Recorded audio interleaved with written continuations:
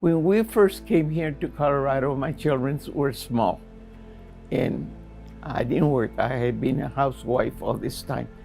But they're all back in school, and well, I decided I go and earn a couple dollars.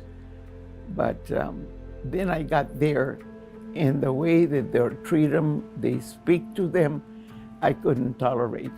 Early 1968, the women at the Kitayama Carnation Rose Plant began to talk about how they could develop, start a union.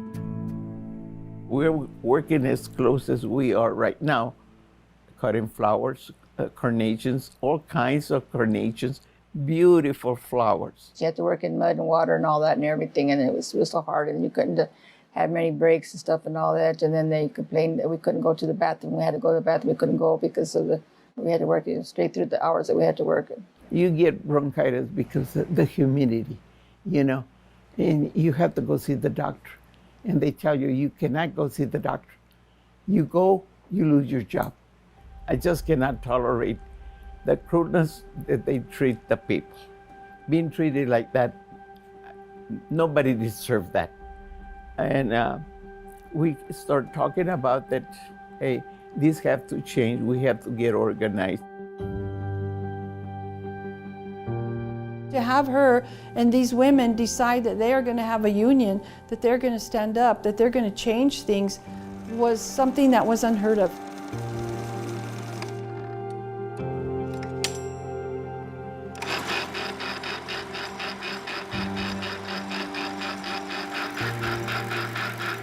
It was just a talk. But all of a sudden, Ray Kitayama find out, and they call a meeting. And he said, and you all came to work here because you are a bunch of pigs. It's the first time I hear somebody say like that with a group of people.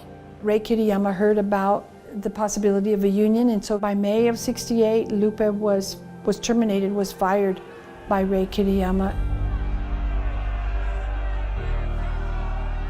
He said, you're fired.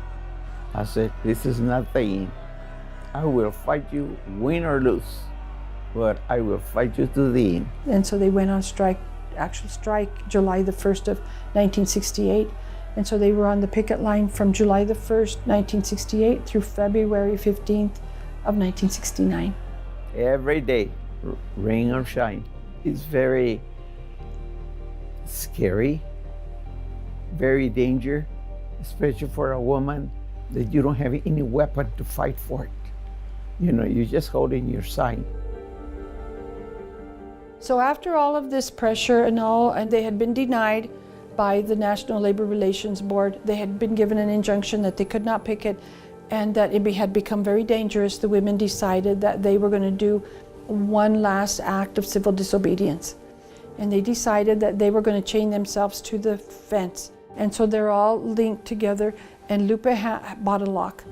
She takes the lock, she locks it, and then she throws the key away.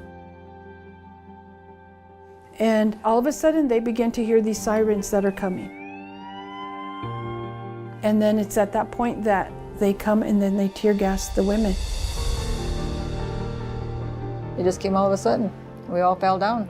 Everybody that was there just fell down, coughing and choking. And we were the ones that were chained. They're going to put the gas on us, and we didn't expect anything like that. After the women chained themselves to the gates and they left the plant, there was not a union that was established at the Kitayama Rose and Carnation plant.